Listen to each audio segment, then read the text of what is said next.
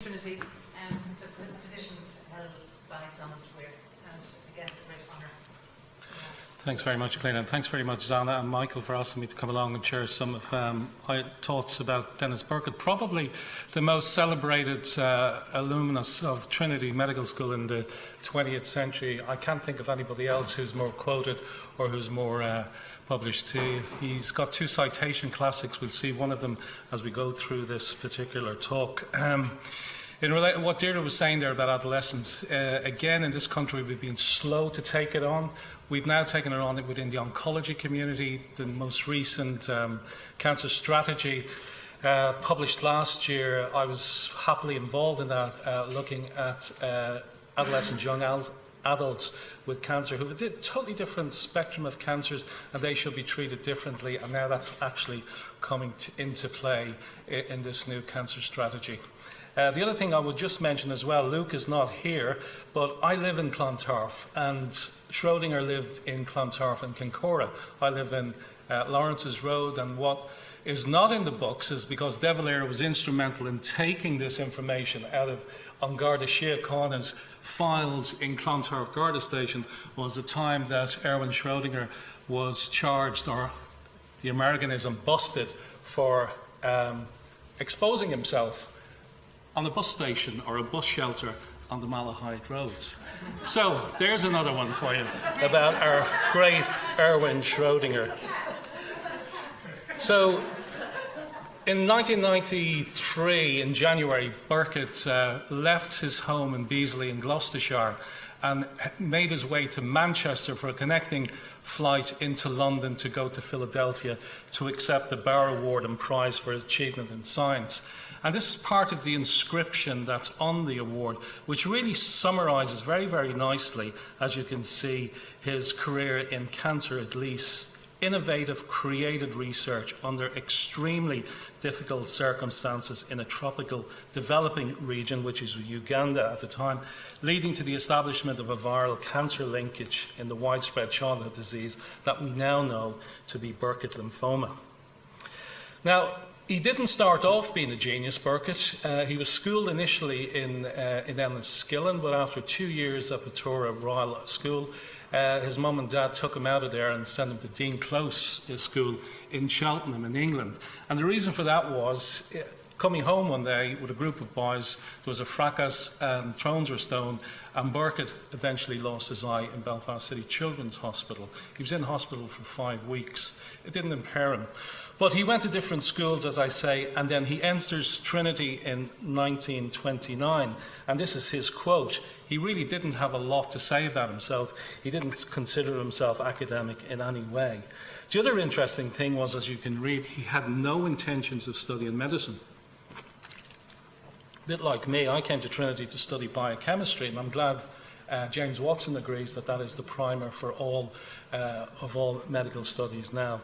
As you can see, he didn't want to do it. He wanted to be an engineer, but unfortunately he found it difficult in 1929. He became distracted, couldn't get into engineering, and it was flagged by his tutor to his father. This is Arta Aston Luce, who was his tutor at the time. He actually became vice provost in Trinity and took over provostship for a short period of time from Provost Aston that you saw earlier on, who was in that photograph with Schrödinger. And it basically says to Burkitt, "Dear Burkitt, this guy is not doing very well. He's probably going to lose his fees. He's probably going to be kicked out of college, and maybe you should rethink about pulling him out of university." And then an epiphany happens for Burkitt in January 29 into 30, where he joins the evangelical group, also called the Number 40. As you can see, they used to meet in Number 40 New Square. And he became a faltering follower of Christ and identified himself, and he wanted to abandon engineering and take up medicine, which he did. That summer, he had to sit his matric, and he had to do chemistry for the first time. He scraped it and got into medicine. And he started medicine in 1930. Then it was slightly different, 2 years preclinical, 3 years clinical. They did topics like Latin and logic and psychology, etc. And when quizzed in 1990 in an interview at the Wellcome in London, Asked about when he did switch, do you ever regret it? As you can see, he never did. He just rose and rose, and he became quite academic during his period within Trinity Medical School. He did his clinical studies at the Adelaide in Peter Street, and this is a quote, "an unassuming industrial, most respected member of our year," and this was Norman Moore, who's ringing there. Norman was part of his class. He actually stayed with Burkett and his brother in number 19 Botany Bay, and Norman would go on to become one of the legend psychiatrists of the 20th century in Dublin and also around St. Patrick's. So Burkett then wins the Hudson Prize. We were Paddy Duns. We didn't have many prizes in Paddy Duns, Professor Ware, but they had loads of them up in the Adelaide, and he got the silver medal and became overall second in his year, which was fantastic. Now that would normally entitle you to become the house officer either in medicine or surgery, and what happened next was just very unfortunate for Burkett. It was given to this guy. He was second in the class, so he should have got the second post, starting off as surgeon or physician. This was given to R.H. Pratt. R.H. Pratt was the captain of the Adelaide rugby team, and they had won the Hospitals Cup that year. He was also captain, or he also had 2 caps for Ireland. So anyway, Denis took it on the chin, went off to Chester, and then came back, offered a surgical house job in the Adelaide, did that, and then flew to Britain and spent a lot of time in Preston and Poole, and then he wants to do surgery. He goes with a friend of his, Guy Timmins, to Edinburgh, and they study for the F4C path. They took 6 months out of their time, got lodgings, and paid for it all of themselves. And unfortunately, Guy didn't get it, Denis did, and in 1938, then he joins a ship company, goes to China, and then celebrates and is deciding on his future, and as the future is to be a missionary surgeon in Africa ultimately. Now, so that's 1938, 1939. War breaks out in Europe, and then after the Dunkirk evacuation, Burkett wants to join the Royal Army Medical Corps, but they refuse him. They don't believe a surgeon with one eye can contribute to the war efforts. So he's refused, and then he applies for the Colonial Office, which he comes back to later on. He's also refused here. And then eventually in 1941, he joins the Royal Army Medical Corps. And after a number of months training in Middle England, he goes off to Kenya and Africa. And there's a lot when he's, when he's taken leave from the army, he does travel to East Africa from West Africa. And what he sees in Uganda, he really likes. And he's determined then when the war is finished, that he will join the colonial services and go back to Africa, which he does, and he goes out in 1946, a year after he marries Olive. So he wants to go where the action is, which is Kampala, but he's actually positioned up to Lira, and he's in charge of 300,000 people in a hospital that has 250 beds. So most of the stuff up there is all about orthopedics, it's all about hydrocele, etc.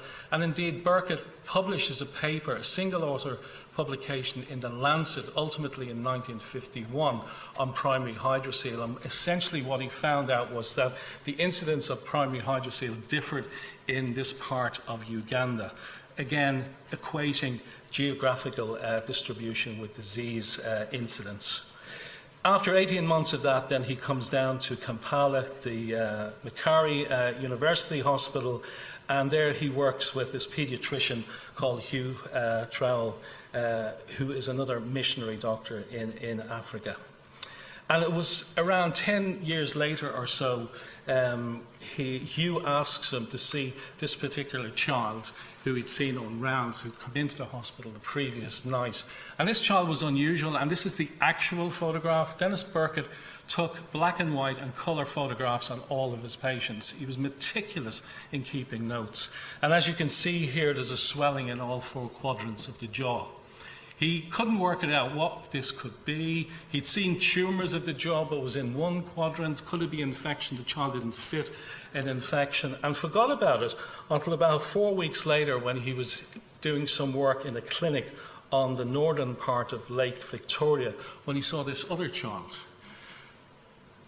And then the penny drops.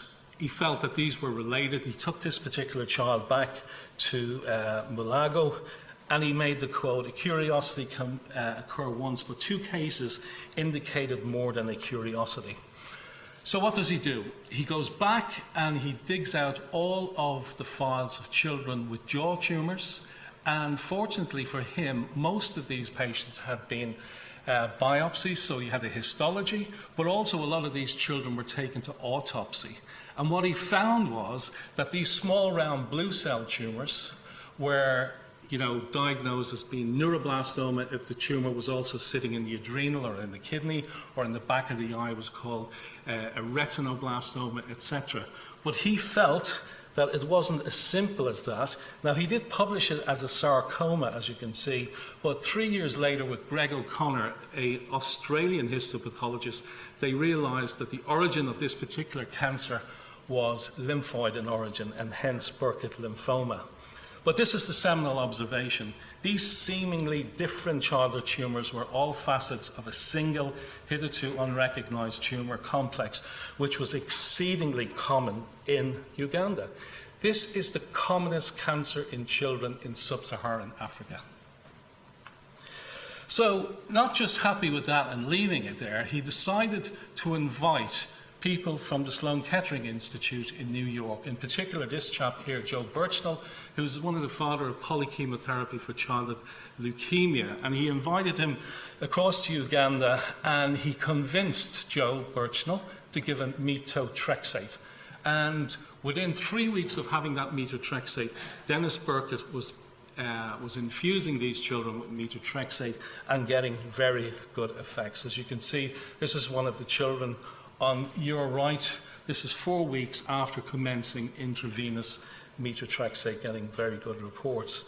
Now, Burkett knew that a lot of these children, these were bush children, will go back into the bush and you couldn't load them up with chemotherapy cycles every 3 to 4 weeks. So what he embarked upon was giving them higher doses of chemotherapy, because he knew he had one chance in most of these patients. And a lot of these children, surprisingly, were cured, around 15 to 20% long term.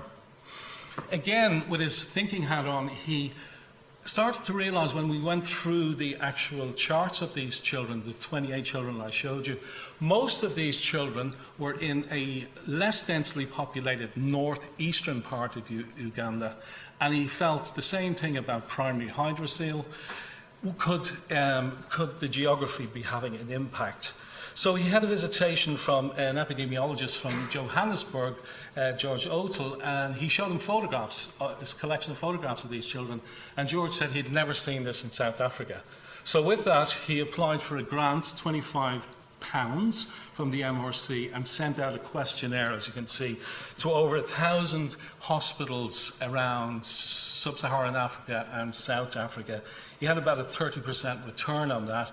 But what he did find straight away, and he would confirm this later on when he went on a safari with 2 of his missionary colleagues, he found that this particular tumour was only appearing in this particular part of the equator, 10 degrees north, 10 degrees south. So again, implying that the environment was having an impact, epigenetics or whatever, on the incidence of this tumour.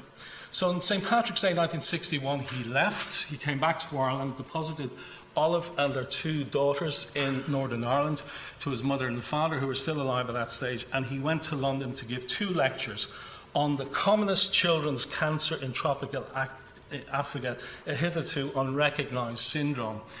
His first presentation was to the Royal College of Surgeons. 4 people turned up to the meeting. He gave the talk.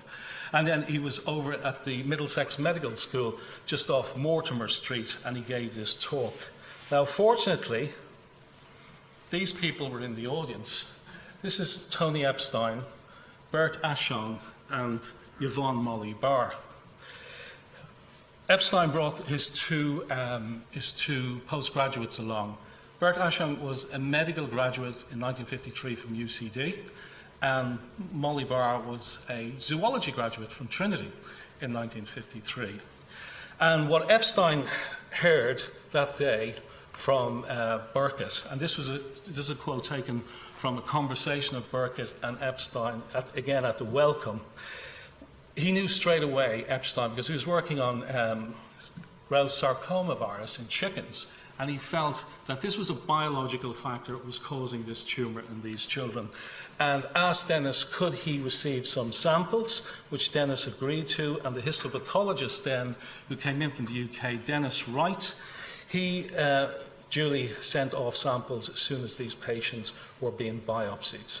And essentially, this work landed in the Lancet in 1964. It becomes a citation classic in 1979, showing the influence of the Epstein-Barr, Molly-Barr, Tony Epstein-Barr virus, instrumental in causation for this particular cancer. The Americans start to wake up now. This is early 1960s. Burkitt is starting to treat these children with methotrexate, and he's got his hands on cyclophosphamide now, and he's turning a lot of these tumours around.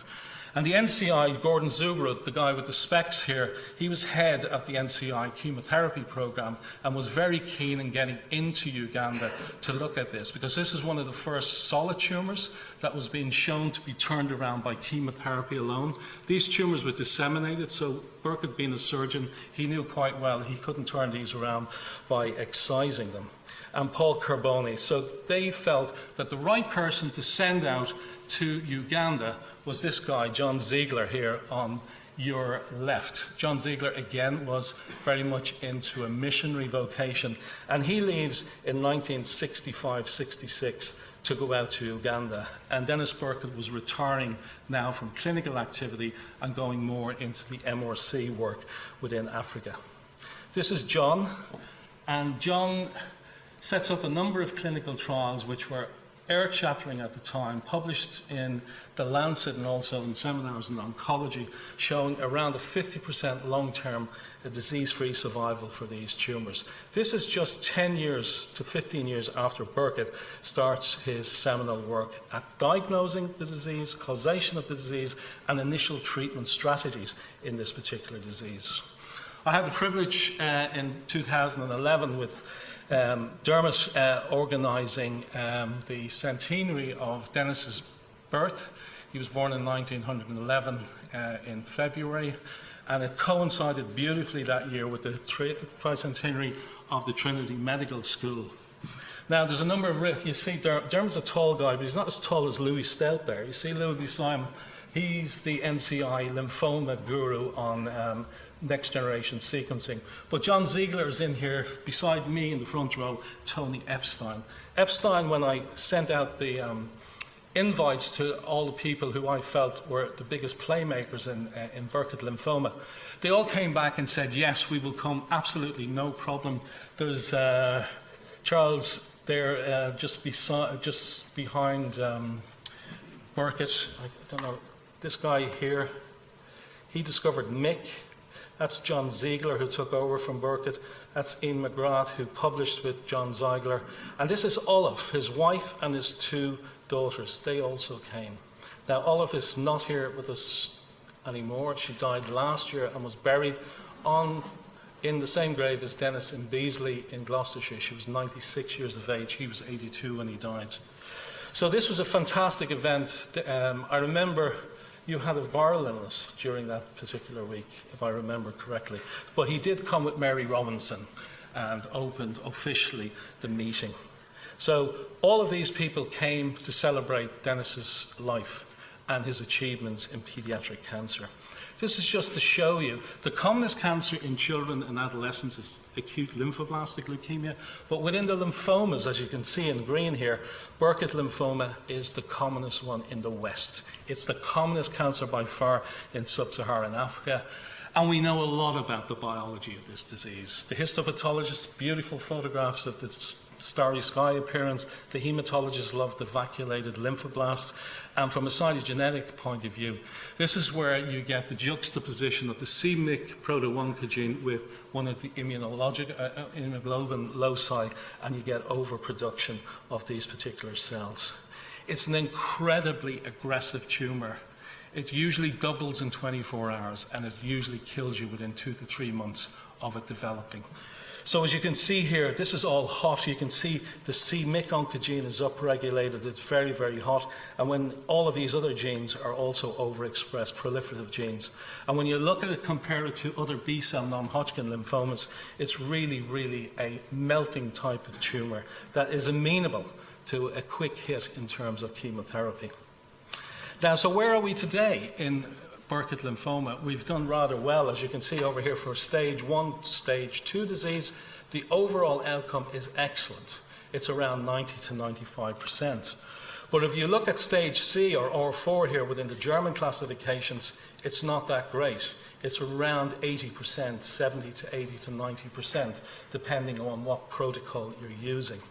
So this was rather disappointing for the stage 3s or the stage 4 diseases. So back in the noughties then we started to look at, as Dermot pointed out earlier on, Rituxan, an anti-CD20 monoclonal antibody, and see could we shift that curve up even more into more cure rates. And as you can see, this was a pilot done by a colleague who was at that meeting, Mitch Cairo, and as you can see, with 35 patients, stage 4 disease, CNS involvement or bone marrow involvement, you can push the curve up, which is fantastic. But it has to be proven. In pediatric oncology, we don't take pilot studies as gospel. We go on to do a randomized trial, and this randomized trial we were part of here at Our Lady's Children's Hospital in Crumlin, and basically we took this particular group of stage C or bone marrow CNS diseases or stage B with a high LDH, as the Germans had previously shown to be of prognostic significance.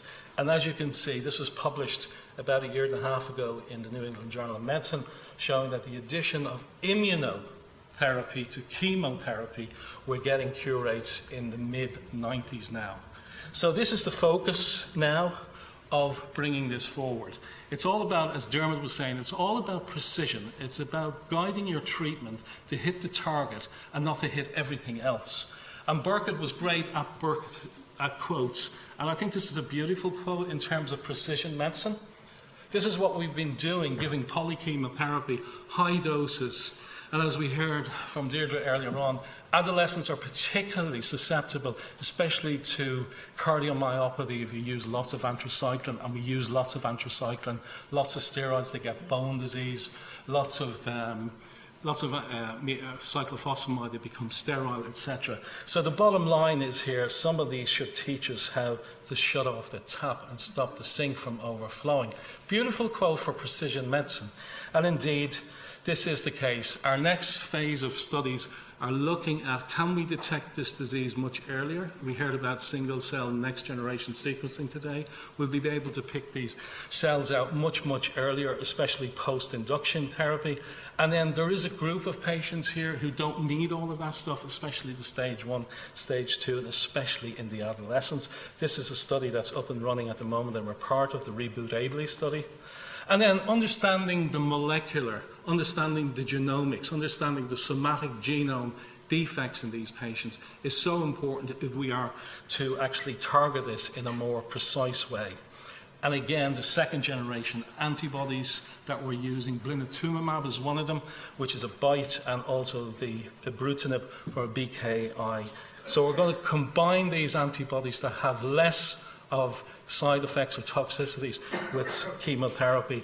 And also, as we hear CAR T cells today, we're also using CAR T cells for relapse Burkitt, because relapse Burkitt has a horrendous prognosis. Less than 10% of patients are cured.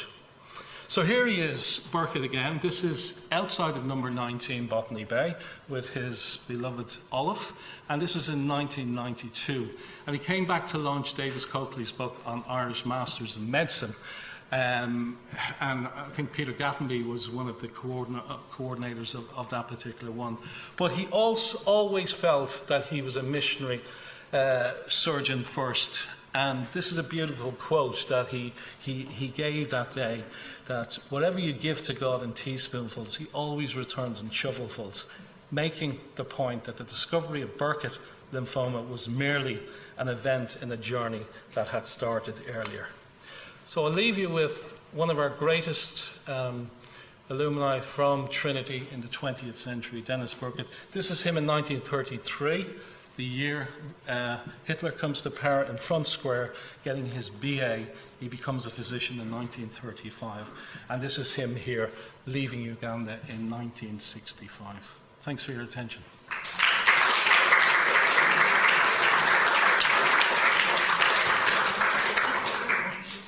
That was just wonderful. What an inspiring way to